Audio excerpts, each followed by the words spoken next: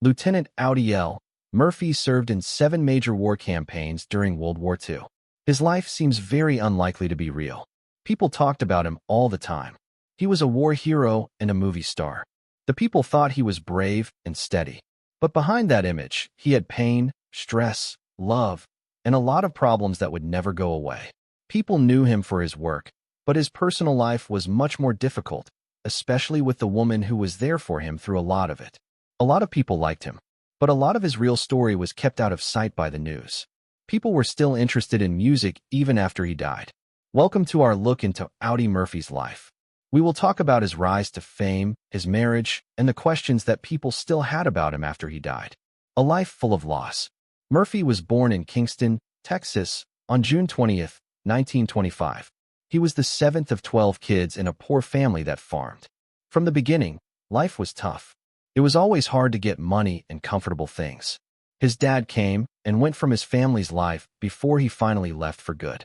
Audie became an adult very quickly.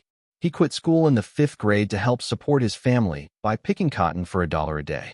As a way to help feed his siblings, he also learned how to use a gun really well. He was known for being quiet even when he was a boy. He was quiet, moody, and angry easily.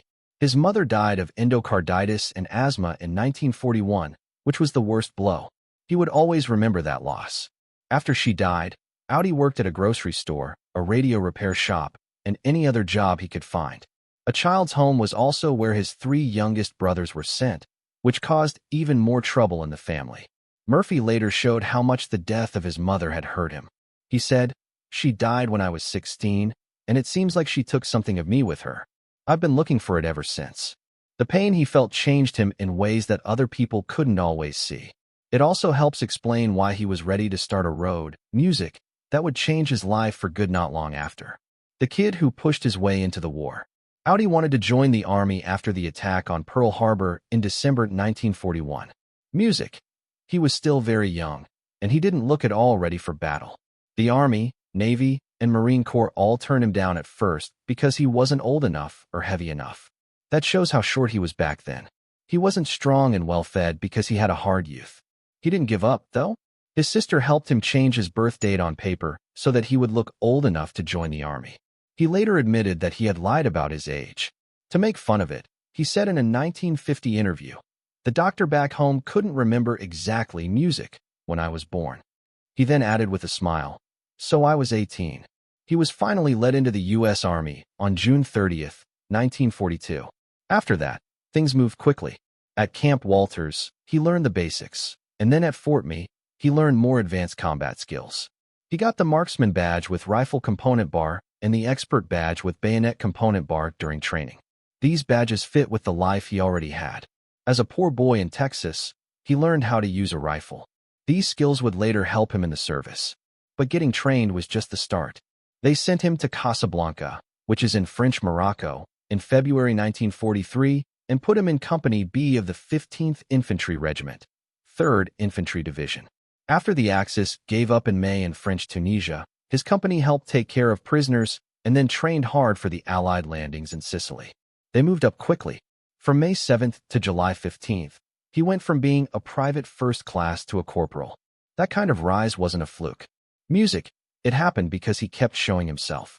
The boy who used to hunt for food and pick cotton was now going to fight in one of the biggest wars in history. But the real test hadn't even begun yet. His life would change in every way once he got to the fight. He came back over and over. The first time Audie Murphy was really used was when the 3rd Infantry arrived at Licata during the Allied invasion of Sicily in July 1943. He was running for his class. He killed 2 Italian soldiers who were trying to get away while on a patrol near Kankakee. Soon after, music. He got sick and couldn't do anything for a week, but he went back to work. During the war, that music became a thing. Even though he was sick or hurt, he kept coming back. He was a part of the land landing at Cerno in September 1943. He and 2 other troops were ambushed while they were scouting along the Veluro River. One guy was killed, but Murphy and the other survivor fought back and killed 5 Germans. The next month, he and his company stopped an attack by 7 German forces near Minano Mani Lungo Hill 193. They killed 3 and captured 4. He was given the rank of sergeant in December. Murphy was made a music staff sergeant in January 1944, but he was soon taken to the hospital in Naples with malaria. He missed the first arrival at Anzio because of that. Later that month, he came back and fought in the first fight of Cisna. After that, he was promoted to platoon sergeant in Company B. In March, Murphy and his platoon saw a German tank while they were hiding in an empty farmhouse. After his men killed the crew, Murphy got out of the tank by himself and used rifle grenades to destroy it. He got the Bronze Star with V device for that. Not long after that, he got malaria again and had to stay in the hospital for another week. Murphy got the Combat Infantryman Badge in May 1944, and later he got a bronze oak leaf cluster for his Bronze Star. When the Americans freed Rome, he already had a history of bravery that kept getting better with each fight. But the fights that were coming in France would push him even more and help make him famous. He was a war hero in France. After the Allies invaded southern France in August 1944, Audie Murphy took part in some of the most famous things he did. On August 15th, his platoon was attacked in a field after landing near Ramatoeli. 2 Germans were killed, and 1 was hurt when Murphy pulled out a machine gun and fired back. Then 2 enemy men came out of a house and pretended to give up. They killed Murphy's best friend when he answered. Murphy went into the house by himself while being shot at, killed 6 Germans, hurt 2, and captured 11.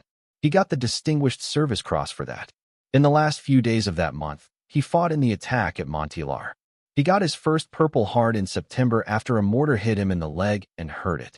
After that, in October at Lamette Quarry, he struck a German position with machine guns and killed 4 and hurt 3.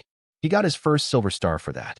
After only 3 days, he crawled forward by himself with a radio and led his men for an hour while the Germans fired right at him. 15 Germans were killed and 35 were hurt by the end of the battle. Murphy was given an oak leaf cluster for his Silver Star. Murphy was made a 2nd lieutenant on the battlefield on October 14th, but the cost was going up. As his company moved toward Bruvillers on October 26th, they were shot at by snipers. He caught 2 enemy fighters before getting shot in the hip. He shot back at the shooter, but the wound was so bad that he couldn't fight again until January. By that time, Murphy had already done a lot more than anyone thought the poor Texas boy who used to have trouble getting into the service would do. But his biggest test was still to come. It would happen on the cold plains of early 1945, the Medal of Honor and Holzer. After getting better enough to fight again, Audie Murphy went back to his platoon in the Colmar area in January 1945. They moved to Holtz on January 24th, where the Germans began a strong counterattack. Murphy was hurt in both legs on January 26th, but he still fought in the fight that would immortalize him. Murphy told his men to move back to safer areas as the German troops and tanks moved forward.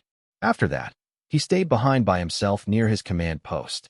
A tank destroyer nearby was hit and set on fire after its crew got away. Murphy fired his rifle and radioed orders for artillery fire. He then climbed onto the burning tank destroyer and used its .50 caliber machine gun to fire at the Germans who were coming up behind it. He stood there in plain sight while being shot at by the enemy for about an hour. He kept firing until he ran out of bullets, even though he was already hurt. About 50 German troops were killed or hurt by him. He then went back to his men and helped push back the attack. Even though his wounds were being handled, he wouldn't leave them. Murphy got the Medal of Honor for what he did that day. As time went on, he was asked why he had fought so many enemy troops by himself. His answer was simple: "My friends were being killed." That line says everything about why he fought. During World War II, he served his country and earned every battle award for bravery from the U.S. Army. France and Belgium also gave him high honors. He was given the Medal of Honor and the Legion of Merit by Lieutenant General A.M. Patch on June 2, 1945, near Salzburg, Austria. Soon after, Murphy went back to Texas. In September 1945, he was released from the Army as a first lieutenant with a 50% injury rating for music. His name was known all over America because of the war, but the next part of his life would bring a very different kind of attention. When Audie Murphy got home from the war, the fighting seemed to follow him. It never really left him. People saw a hero from the outside. They saw awards, praise, and a young man who had done amazing things that most people could not even imagine. But he was in pain behind closed doors that followed him into regular life. Besides not being able to sleep, he had severe sadness, nightmares, headaches, and even throwing up. A checkup with a doctor on June 17, 1947, showed how much he was still hurting. Even though he was at home, he felt very dangerous because he slept with a gun under his pillow. Even though the war was over, his mind still wasn't on it. People didn't have the word PTSD back then. It was known as war fatigue or shell shock back then. Murphy himself went through it every day. He took sleeping pills to help him sleep and stop having bad dreams. In the late 1960s, he understood that the sexy placidil had become a habit for him. He didn't act like everything was okay. He faced it head on. It took him a week of being alone in a hotel room to break the habit. The people around him could also tell how much the war had changed him. His natural moodiness, music, got even worse, and his friends and co-workers sometimes thought his behavior was strange. He tried to write some of his pain for a while. After he got out of the war, poetry helped him for a short time. His book To Hell and Back had a song called The Crosses Grow on Anzio. Even though it was given to a made-up character named Carrion, he didn't try to hide what battle had done to him. In fact, he later talked about it publicly to help other people. He asked the government to pay more attention to the mental wounds of war and to give soldiers, especially those from Korea and Vietnam, better health care. That part of Audie Murphy is important because while everyone was praising him, he was fighting a war that no one could see. At the same time, a new chapter started. Audie Murphy didn't have to chase music, Hollywood for long when it called.